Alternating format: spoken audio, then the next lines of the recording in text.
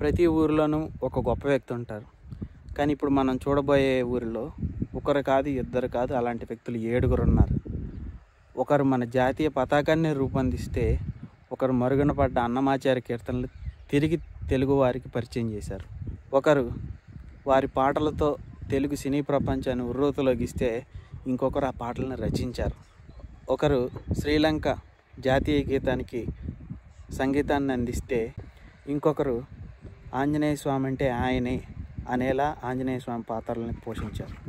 అలాంటి గొప్పవారందరూ జన్మించిన పెదకళ్ళేపల్లి గ్రామం, అలానే ఆ గొప్పవారందరి చరిత్రలో మీరు ఇంతవరకు విని ఉండని విశేషాలన్నింటి గురించి కూడా తెలుసుకుందాం. ప్రేమనగర్ చిత్రంలో ఈ పాట 20 సంవత్సరాల తర్వాత, దేవదాస్ తర్వాత మళ్ళీ తిరిగి అలాంటి పాట వచ్చిందని చెప్పి సంతోషంగా పాడుకున్నటువంటి పాట. అదే ఎఫెక్ట్ తోటి పాడినప్పటికీ అంతకన్నా వేదాంత భావం ఎక్కువ ఉట్టిపడేటువంటి పాట. మనసు గతింతే మనిషి బ్రతికింతే, మనసు మనిషికి సుఖము లేదంతే, మనసు గతింతే. ఈ పాట నిజంగా నా జీవితంలో నేను ప్రతి క్షణం తలుచుకోవాల్సినటువంటి పాట. మిత్రులందరికీ నమస్తే. నేను మీ నాగార్జునపల్లి. ఎప్పట్లానే మీకోసం ఎవరికి అంతగా పెద్దగా పరిచయం లేని ఒక గొప్ప ఊరికి వచ్చాం. ఈ ఊరి పేరు పెదకళ్ళేపల్లి అనమాట. మోపిదేవి మీ అందరికీ ఐడియా ఉంది కదా. మోపిదేవి మండలం పెదకళ్ళేపల్లి గ్రామం అనమాట. అయితే ఈ ఊరికి ఇంకొక విశేషం ఉంది. నా వెనకాల కనిపిస్తుంది కదా, దుర్గా నాగేశ్వర స్వామి వారి దేవస్థానం అనమాట. అయితే ఆ గుడి గురించి నేను ఇంకొక వీడియో చేస్తాను. ఎందుకంటే ఆ గుడిలో తెలుసుకోవాల్సిన విషయాలు చాలా ఉన్నాయి. పురాణాల గాథలు కూడా కొన్ని ఉన్నాయి ఆ గుడికి సంబంధించినవి. సో అందుకని నెక్స్ట్ వీడియో దాని గురించి చేస్తాను. ఈ వీడియోలో ఏంటంటే ఈ ఊరిలో పుట్టి ఎంతో గొప్ప స్థాయికి ఎదిగిన కొంతమంది మహనీయుల గురించి తెలుసుకుందాం. ఇందాక చెప్పినట్టుగా వాళ్ళలో కొంతమంది పరిచయాలు మనం చేసుకోనక్కర్లేదు, ఎందుకంటే అందరికీ తెలిసిన వారే. కానీ కొంతమంది గురించి మాత్రం మనం ఖచ్చితంగా తెలుసుకోవాలన్నమాట. ఇంకెందుకు ఆలస్యం, వీడియో మొదలు పెడదాం పదండి. ఊర్లోకి రాగానే డైరెక్ట్గా మనకి సెంటర్ వస్తుంది. ఇక్కడే ఎడం చేతి వైపునేమో మనకి గుడి కనిపిస్తుంది అనమాట. అలానే కుడివైపుని చూసుకుంటే నేను ఇందాక చెప్పిన గొప్ప గొప్ప వాళ్ళ విగ్రహాలన్నీ ఇక్కడ కనిపిస్తున్నాయి కదా. సో అవి కనిపిస్తాయి, అదే గుర్తు పీకు. సో ఇంకొంచెం పక్కన వచ్చేసి ఇది కనిపిస్తుంది కదా, అదేంటంటే చల్లపల్లి రాజావారు అప్పట్లో కట్టి ఇచ్చిన, ఆయన ఇక్కడికి వచ్చినప్పుడు ఉండే ఇల్లు లాంటిది అనమాట. అయితే ఇప్పుడు మనం ఇక్కడ నలుగురి విగ్రహాలు చూస్తున్నాం కదా. సో ఒకళ్ళు వచ్చేసి వేటూరు గారు, ఒకళ్ళు వచ్చేసి పింగళి వెంకయ్య గారు, ఇంకొకళ్ళు వచ్చేసి వేటూరు ప్రభాకర్ శాస్త్రి గారు, అంటే వేటూరు గారి పెదనాన్నగారు అనమాట. అండ్ ఫైనల్గా వచ్చేసి సుసర్ల దక్షిణామూర్తి శాస్త్రి గారు. సో ఈ నలుగురే కాకుండా ఘంటసాల గారి గురించి తెలుసుకుందాం. అలానే ఇక్కడ లేని విగ్రహాల్లో ఒక విగ్రహం ఎవరిదంటే అర్జా జనార్దన్ రావు గారు అనమాట. పాత సినిమాలు ఎవరైనా చూస్తే కనుక వాళ్ళకి కొంచెం ఐడియా ఉంటుంది. సో పాత సినిమాల్లో ఆంజనేయ స్వామి అంటే ఆయన వేసేవారు. సో ఆయన కూడా చెప్తాను. ఇదిగోండి ఇక్కడే స్కూల్ అనమాట. అయితే నేను నెట్లో చదివింది, అలానే ఇక్కడికి వచ్చాక ఒక ఆయన్ని అడిగితే ఏమన్నారంటే ఘంటసాల గారు ఇక్కడే చదువుకున్నారని చెప్పారు. కానీ స్కూల్లోకి వెళ్ళి అక్కడ హెడ్ మాస్టర్ గారితో మాట్లాడాను. స్కూల్ స్థాపించిందే 54లో అంట, 1954లో. సో ఘంటసాల గారు అంతకు ముందు వారే కాబట్టి ఆయన ఇక్కడ చదువుకోలేదు. కాకపోతే ఇప్పుడు మనం ఉంది పెదకళ్ళేపల్లి ఊరిలో కదా. ఈ ఊరికి పక్కనేనమాట టేకుపల్లి అని చెప్పి ఒక ఊరు ఉంది. సో అక్కడే వారి జన్మస్థలం, ఘంటసాల గారి జన్మస్థలం అన్నమాట. అయితే ఇప్పుడు స్కూల్ చూపించాను కదా, ఈ స్కూల్కి కూడా ఒక ప్రత్యేకత ఉంది. అదేంటంటే మనం 10th క్లాస్లో 6 సబ్జెక్టులు ఉంటాయి కదా, 6 కాకుండా ఇక్కడ ఒక సోషల్ లేకుండానంట ఓన్లీ సాంస్క్రిట్ ఉంటుందంట. కంప్లీట్ సబ్జెక్టే సాంస్క్రిట్ ఉంటుందంట. మనం అన్ని సబ్జెక్టులు 100 మార్క్స్కి రాస్తే సాంస్క్రిట్ మాత్రం 200కి రాయాల్సి వస్తుందంట వాళ్ళు. సో ఇప్పుడైతే మనం ఒక్కొక్కరి గురించి తెలుసుకుందాం. ఒకే లొకేషన్లో ఉండి మీకు బోర్ కొట్టించకుండా నేను అన్ని లొకేషన్లు తిరుగుతూ మంచి మంచి స్పాట్లు ఎంచుకుని అక్కడ ఒక్కొక్కరి గురించి చెప్తాను. సో వెళ్దాం పదండి. ముందుగా మనం సుసర్ల దక్షిణామూర్తి సీనియర్, అలానే సుసర్ల దక్షిణామూర్తి జూనియర్, వీళ్ళిద్దరి గురించి తెలుసుకుందాం. తెలుగులో సంగీతం అంటే ఇష్టం ఉన్న వాళ్ళందరికీ పరిచయం లేని పేరేంటంటే త్యాగరాజ కీర్తనలు అనమాట. అప్పట్లో త్యాగరాజ కీర్తనలు అనేవి ఒక్క కర్ణాటక ప్రాంతంలో మాత్రమే బాగా ప్రాచుర్యం పొందేవన్నమాట. అయితే సుసర్ల దక్షిణామూర్తి సీనియర్ గారు ఈ త్యాగరాజ శిష్య పరంపరలో ఒకరనమాట. అంటే త్యాగరాజ స్వామి అంటే ఆయన శిష్యుల్లో ఇంకా ఆ పరంపరలో ఈయన ఒకరనమాట. సో ఈయన మన తెలుగు వారందరికీ త్యాగరాజ కీర్తనలను పరిచయం చేసిన ఆయన ఈ సుసర్ల దక్షిణామూర్తి గారు అనమాట. అయితే ఇంకొక ఇంట్రెస్టింగ్ విషయం ఏంటంటే, మామూలుగా ఈ రోజుల్లో ఎవరన్నా త్యాగరాజ కీర్తనలు వినాలని అనిపిస్తే కనుక ముందుగా ఎంచుకునేది మంగళంపల్లి బాలమురళీకృష్ణ గారి పాటలు అనమాట. ఎందుకంటే అంత బాగా పాడతారనమాట. అయితే ఈ మంగళంపల్లి బాలమురళీకృష్ణ గారి గురువు గారే ఈయన అనమాట, దక్షిణామూర్తి గారు అనమాట. సో అంతటి గొప్పవారు. సో చూసాం కదా, ఇప్పుడు ఆయన విగ్రహం చూసాం కదా. ఈయన మనవడే సుసర్ల దక్షిణామూర్తి జూనియర్ అనమాట. ఈ సుసర్ల దక్షిణామూర్తి జూనియర్ గారు ఒక మన తెలుగు పాత పాటలు తెలుసు కదా, ఒకప్పటి కాలం 50s 60s ఆ కాలంలో ఈయన మ్యూజిక్ డైరెక్టర్గా చేశారనమాట. సో మీ అందరికీ ప్రాబబ్లీ తెలుసున్న సినిమా ఏంటంటే నర్తనశాల. అసలు ఆ సినిమాలో పాటలన్నీ చాలా బాగుంటాయి కదా.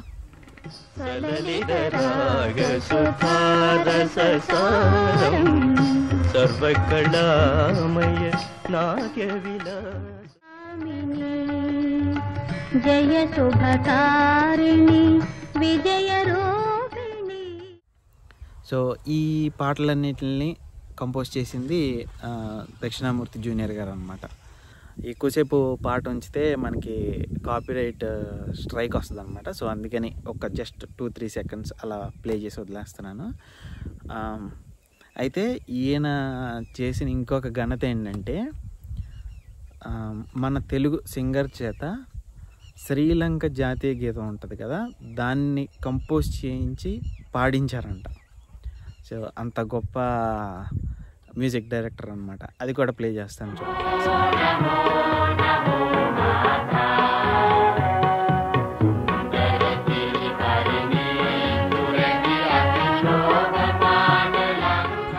ఇంతేకాకుండా దక్షిణామూర్తి జూనియర్ గారు లతా మంగేష్కర్ గారితో కూడా తెలుగులో ఒక పాట పాడించారన్న. లతా మంగేష్కర్ గారు ఈయన గురించి ఇంతకుముందు వినున్నారంట. అందుకని అడగగానే వెంటనే ఒప్పేసుకున్నారంట పాడటానికి. సో తెలుగులో ఒక పాట పాడారు.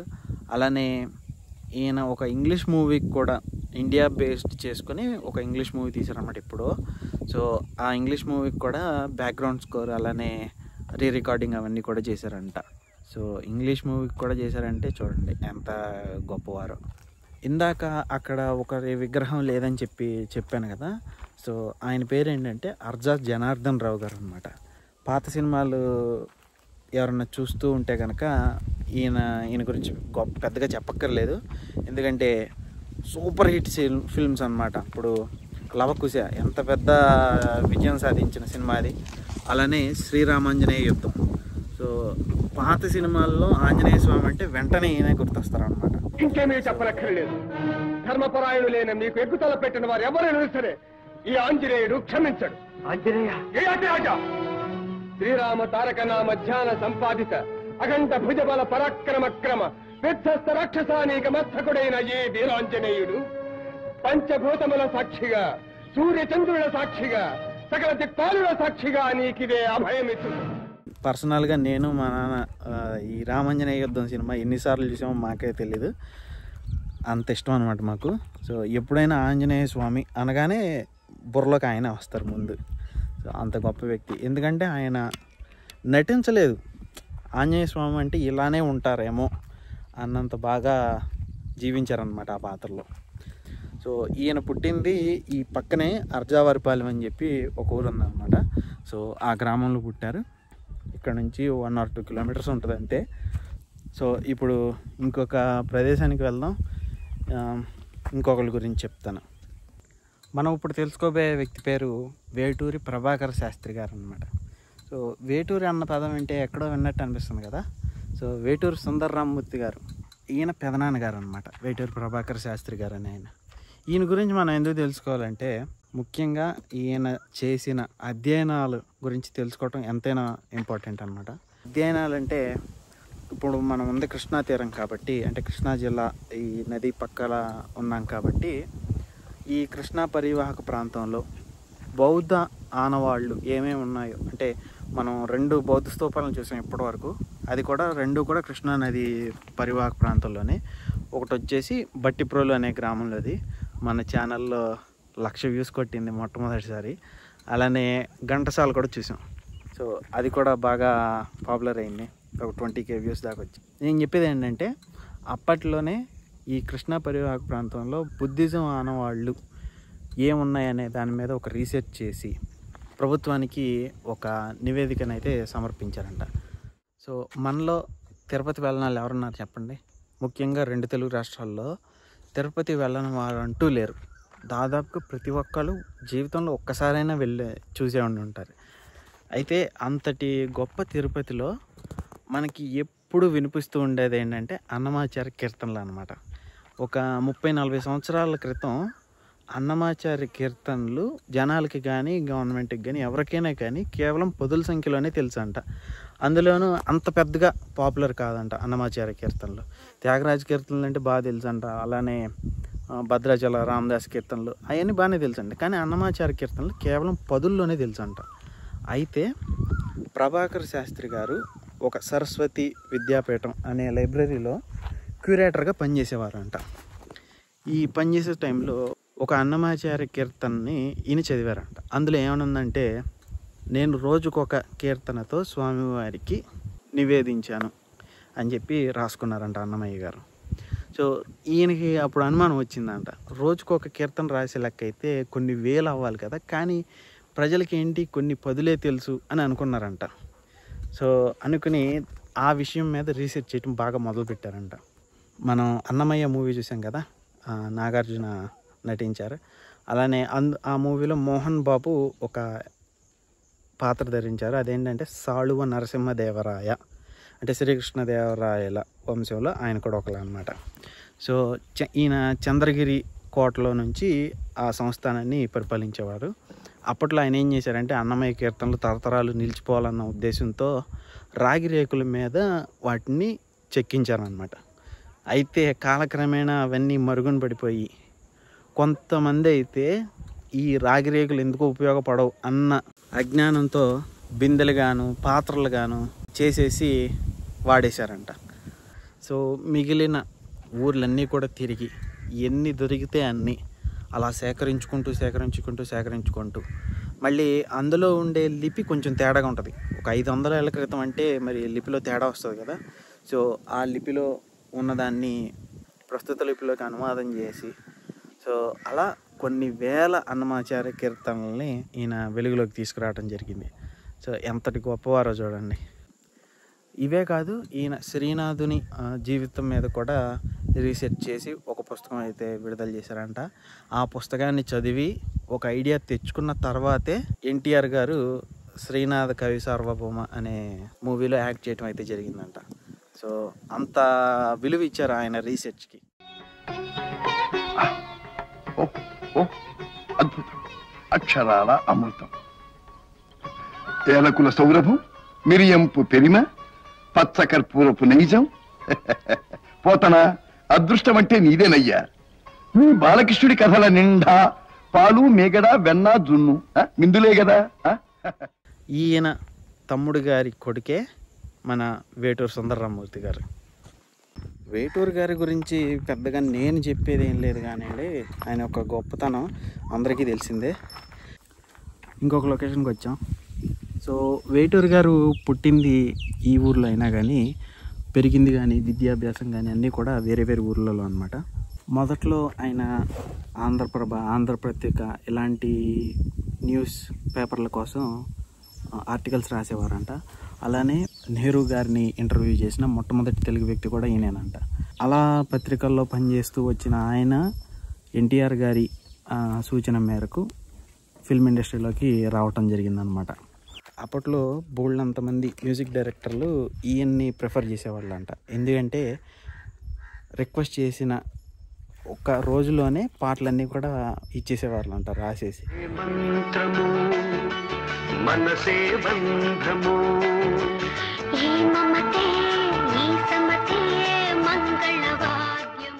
రాయాలనుకుంటే ఎంతో గొప్ప శాస్త్రీయ సంగీత పాటలు రాయగలరు. అలానే మాస్ సాంగ్స్ని రాసి జనాలతో ఎలా ఆడుకోవాలో కూడా ఆయనకి తెలుసు అన్నమాట.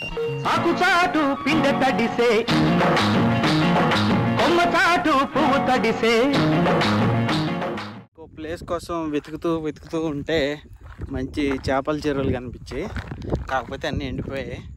సో ఇప్పుడు మనం తెలుసుకోబోయే వ్యక్తి గురించి అస్సలు పరిచయం అక్కర్లేదు. ఎందుకంటే మన భారతదేశానికే జాతీయ పతాకాన్ని సృజించిన పింగళి వెంకయ్య గారి గురించి మనం ఇప్పుడు తెలుసుకోబోతున్నాం. నేను ఈయన గురించి రీసెర్చ్ చేసేటప్పుడు ఏంటంటే, ఇక్కడ కూచిపూడి దగ్గర బట్ల పెనుమర్రి అని చెప్పి ఒక ఊరు ఉందన్నమాట. అది వారి స్వగ్రామంగా చెప్తున్నారు కొంతమంది, కాదు ఇది స్వగ్రామం అని కొంతమంది చెప్తున్నారు. ఏది ఏమైనప్పటికీ విద్యాభ్యాసం మాత్రం ఇక్కడే చేశారని అందరూ ఒప్పుకుంటున్నారు. చదువుకోవటం పూర్తయిన వెంటనే బ్రిటిష్ ఆర్మీలో జాయిన్ అయ్యారంట. జాయిన్ అయ్యి సౌత్ ఆఫ్రికా వెళ్ళి అక్కడ ఒక యుద్ధంలో కూడా పాల్గొనాల్సి వచ్చిందంట. అయితే నేను కొన్ని చోట్ల చదివింది ఏంటంటే, ఈయన దక్షిణాఫ్రికాలో ఉన్నప్పుడే గాంధీ గారితో పరిచయం ఏర్పడిందంట. సో అలా సైన్యంలో ఉన్నప్పుడే బ్రిటిష్ వారి జెండాకి సెల్యూట్ చేయాల్సి వచ్చిందంట. అప్పుడు ఆయనకి తట్టిందంట, వాళ్ళకైతే జెండా ఉంది, మరి మనకు కూడా ఒక జెండా ఉండాలి కదా అని చెప్పి ఆయన అప్పుడు అనుకున్నారంట. ఆ తర్వాత ఆయనకి అవకాశం రాలేదు. 1921లో స్వతంత్ర ఉద్యమం బాగా హైలో ఉన్నప్పుడు విజయవాడలో ఒక ఆల్ ఇండియా కాంగ్రెస్ సభ జరిగిందంట. ఆ సభకి గాంధీ గారు రావటం జరిగింది. గాంధీ గారు అప్పుడు ఈయన్ని ఒక జాతీయ పతాకం ఒకటి సృజించమని చెప్పారంట. అప్పుడు వెంకయ్య గారు 3 గంటల్లోనే ఒక నమూనా అనేది తయారు చేసి గాంధీ గారికి ఇచ్చారంట. అప్పుడు ఈయన తయారు చేసిన మొట్టమొదటి పతాకం అయితే ఇప్పుడు మనం చూస్తున్న దానిలాగా ఉండదు. అది పైన తెలుపు, మధ్యలో పచ్చ, ఆకుపచ్చ, కింద ఎర్రగా ఉండి మధ్యలో రాట్నం ఉంటుంది అన్నమాట. అన్అఫీషియల్గానే ఈయన తయారు చేసిన పతాకాన్ని ఆల్ ఇండియా కాంగ్రెస్ మొత్తం కూడా అన్అఫీషియల్గా వాడటం మొదలుపెట్టిందంట. సో అలా అన్అఫీషియల్దల్లా అఫీషియల్ అయింది. సో ఈయన తయారు చేసినప్పుడు అది వైట్ పైన ఉంది కదా, సో కలర్స్ అనేవి చేంజ్ అవ్వటం, పైది కిందకి, కిందకి పైకి అవ్వటం, అలా ఆ రాట్నం బదులు అశోకుని ధర్మచక్రం తీసుకోవటం.